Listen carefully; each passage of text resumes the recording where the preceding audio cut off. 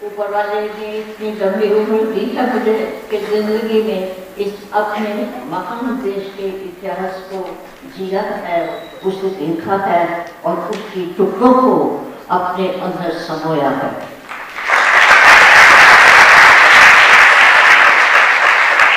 अंग्रेजी हुकूमत आजादी की लड़ाई अपने सिर ऊंचा करने के वाले इनकलाबी क्रांतिकारियों और आजाद हिंद के लोगों को लाहौर के गोल बाग में देखा है और उन्हें सुना है।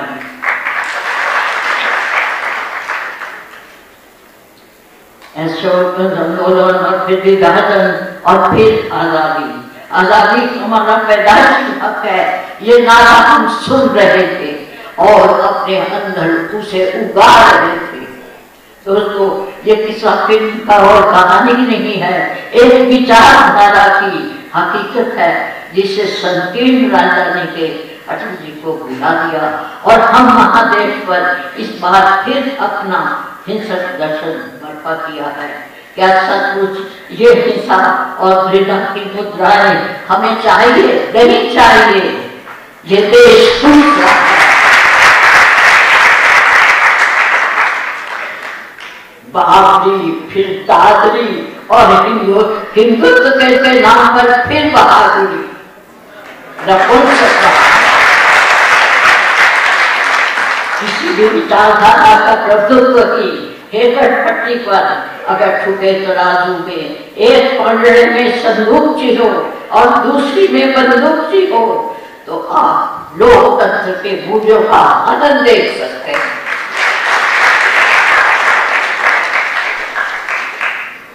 आप इसलिए कर रहे हैं अपनी सांस्कृतिक अस्मिता जैसे प्रचारित और प्रसारित करने के लिए ये सारा जोर लगा रहे हैं। भारत की नागरिक संस्कृति एक बड़े राष्ट्र की शिक्षित जनता और जनार्दन की संस्कृति है। वो लोग भी जो शिक्षित नहीं थे कुछ वर्षों पहले तक, 4 जनरेशन 4 पीढ़ियां निकल चुकी हैं, वो भी बहुत समझदार है। उस समझदार को हम लुभाए जा रहे हैं बहुत बड़े पैसे से। हम भारत के प्रधानमंत्री जिसे प्रार्थना करते हैं कि वो कृपा करें, इसे हमें ये तो बताएं कि ऐसा शब्द इस्तेमाल करने वाले हम लोगों को, क्या उन्होंने कहा, हम लोगों को एक ज्ञान करके शब्द बुलाने वाले हम लोग विचारे लेकर जो अपने अनुशासन को खूब अच्छी तरह इस्तेमाल करते हैं। मैं इतना तो कह ही सकती हूँ, एक बहुत अच्छा लेखक होने के नाते, कि देखिए आजादी के बाद जो हाईटेक्स हमारा नैरेटिव था और हाई कास्ट हमारा नैरेटिव था और लो कास्ट नैरेटिव था, उसकी दूरियां काफी कम हुई हैं। हम क्या उसकी दूरी से जुड़ा सकते हैं? आप हमारी भारतीय भाषाओं के अच्छे से नॉवल, कोई भी नॉवल उठा के देखिए, आपको एक ऐसी जिंदगी मिलेगी गुथी हुई जिसको आप देख के महसूस करेंगे कि ये भारत की लेखन है, ये भारत का लेखन है, क्योंकि वो उसको प्रतिद्वंदित करता है और उसको प्रतिष्ठित भी करता है। अजीब बात है कि इस वक्त में भी हमारे अग्रणी कौन है ये हमें मालूम नहीं है, हालांकि हम अच्छी तरह जानते हैं। हम बहुत देर से जानते हैं, जबकि गांधी को मार के गिरा दिया था आजादी के बाद। आज हम इतिहास को पौराणिक बनाना चाहते हैं, जैसा कि मेरे एक भाई ने कहा, और पौराणिक को हम इतिहास बना लेते हैं, हम अंधविश्वास बना लेते हैं। एक तरफ टेक्नोलॉजी का बोलबाला है, वो आपके घर के अंदर, आपकी शख्सियत के अंदर खुल चुकी है और आप एक नई संस्कृति दोबारा से लोगों को बता रहे हैं जो उन्हें गंभीरता से नहीं देंगे।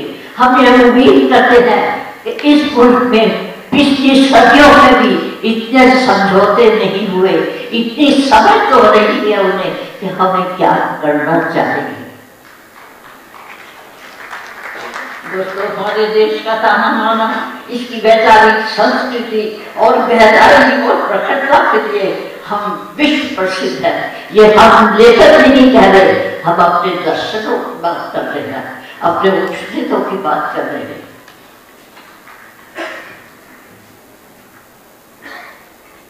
विविधता के तत्व की लोक धर्मी गहरी मानवीय संवेदनाओं को हमें गंभीरता से लेना चाहिए।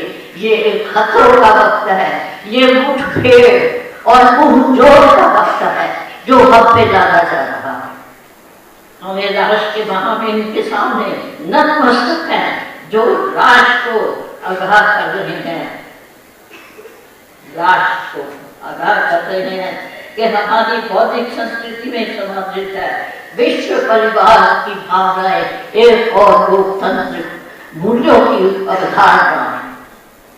इसी विरासत ने हर भारतीय के जन्म को सींचा है। हमें इसे प्रतिक्रियावादी और पूर्ण राजनीति में बदलना मुश्किल होगा, ऐसे हम उम्मीद करते हैं। हालांकि इसकी दूसरे भाग को भी हम अच्छे से जानते हैं और राष्ट्र के बहुसंख्यक हिंदू होकर ये बात कहने मेरे लिए झिझक का विषय है, लेकिन मैं कहना चाह रही हूँ इस बात के लिए कि जो आगे बढ़ते इससे बिल्कुल विपरीत बोल रहे हैं, हम उनको बताना चाहते हैं कि आप बहुसंख्यक होके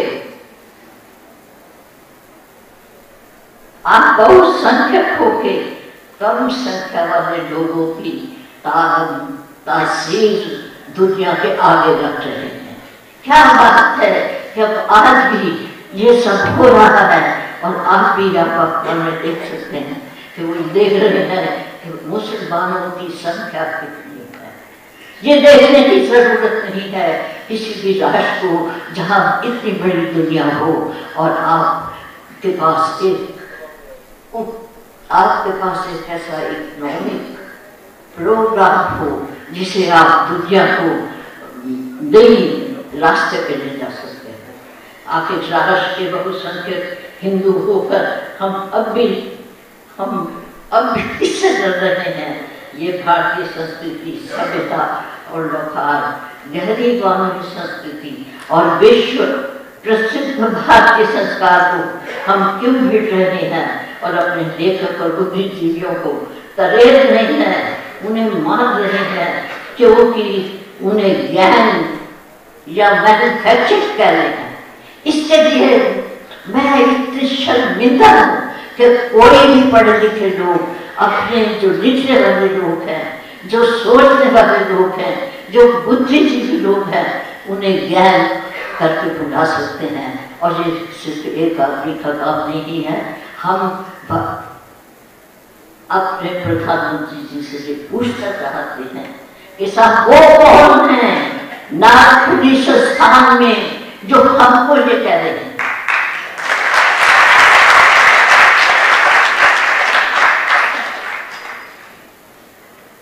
उनसे ये कहना भी चाहते हैं कि राष्ट्रपति जी ने 3 बार इस बात की ओर इशारा किया है, इस राष्ट्र की एकत्व पर इशारा किया है और आपको समझाया है कि मानवीय मूल्यों की कदर करना भारत के इतिहास में हमेशा